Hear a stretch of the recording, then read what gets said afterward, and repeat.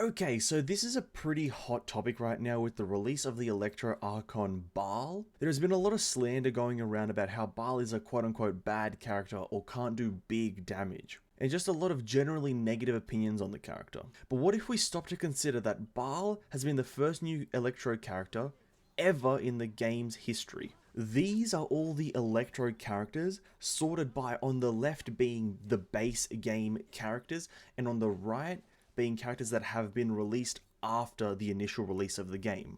Now these are all the Pyro characters using the same sorting metric as well as the Cryo characters. Now if you look at all the elements and their base game versus have been released characters, then there is a bit of a skew in which element receives characters and have had experiments to help tweak future characters. Baal is the first new Electro character, but what if I told you that's not why she's bad? Electro.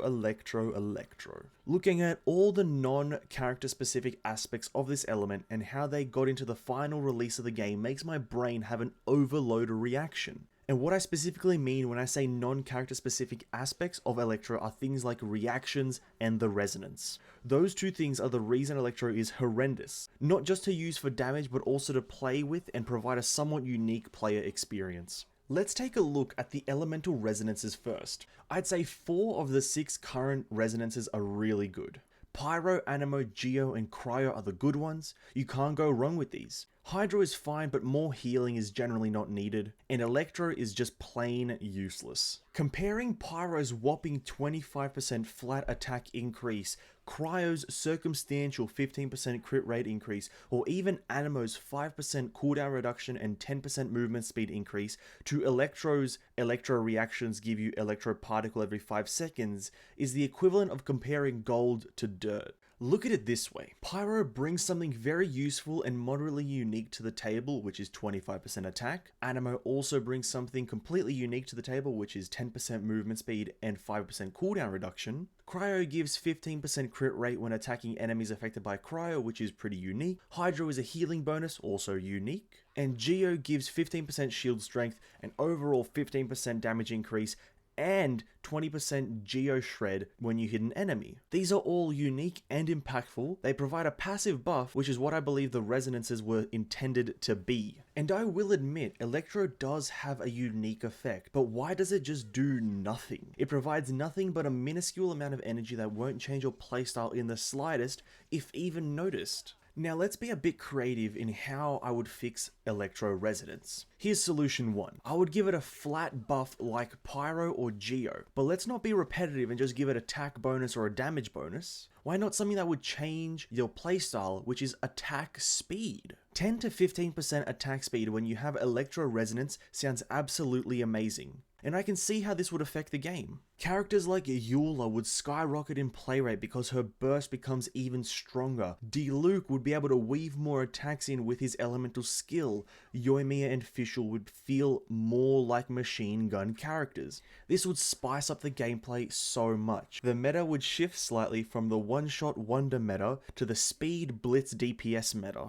Windows for more attacks to land would increase. Xingqiu's burst would send more swords overall, would be able to get more charge attack with Ayaka within one elemental skill buff. Attack speed on the Electro Resonance would open up so many possibilities. And if flat attack speed is too easy, then they can keep the same effect of creating an electro energy particle, but when you pick it up, you gain attack speed. So it's a bit more circumstantial. That's solution 1. Solution 2 is a bit more of a concept, but changing Electro Resonance to give more effect to the actual Electro reactions would be a rather unique and interesting way they could buff the resonance. Here's what I mean. I'll use Overload as an example.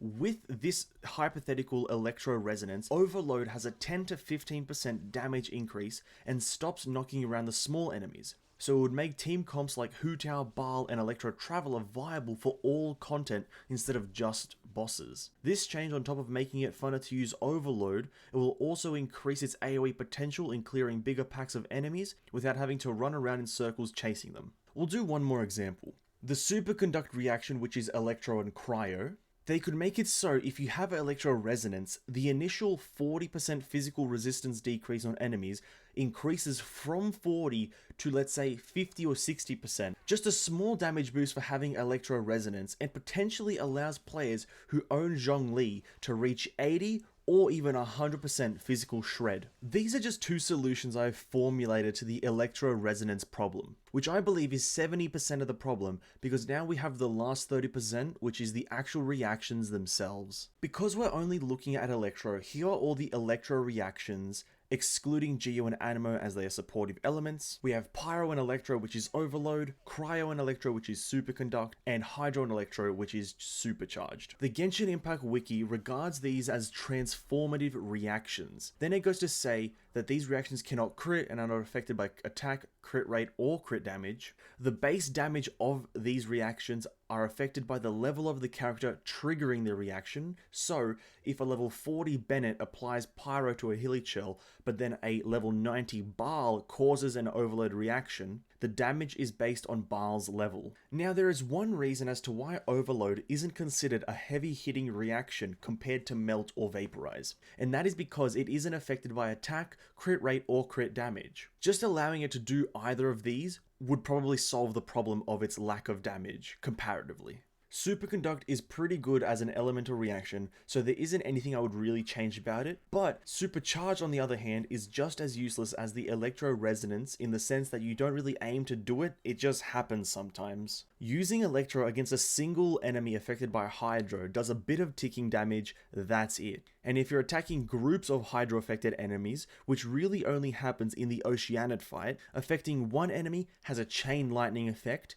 hitting all nearby enemies affected by Hydro, dealing mediocre damage at best. This is the most situational reaction in the game, strictly because if you want to use it in every fight, you have to have a Hydro character, an Animo character with the ability to swirl a large area like Kazuha or Venti, you need an Electro character, and the enemies need to live long enough for you to do this whole process. It just doesn't happen. Now, you could argue that you can apply Hydro to enemies one by one, then hit them with a massive supercharged hit, and by all means that could work without a doubt, but in what real world situation is anyone going to waddle around enemies with Barbara, slowly applying Hydro to enemies one by one, only to hit them with Electro so they can take mediocre ticking damage? It's just not going to happen. My solution for Supercharged isn't exactly foolproof or guaranteed to work, but changing it to be a bit more of a happy surprise, like a short stun, would be phenomenal. Supercharge can cause a small stun to happen to the enemy, a paralysis effect in a sense, while also doing minor to moderate amounts of damage. Again, not a foolproof solution, but anything more than what it is now would be a massive win. And I believe that is all I have for why Electro sucks and how I would fix it. The resonance is one of the worst parts, and I definitely think it needs a massive rework, while the reactions aren't as bad, definitely usable, but could do with a small buff in damage or usability. What do you guys think?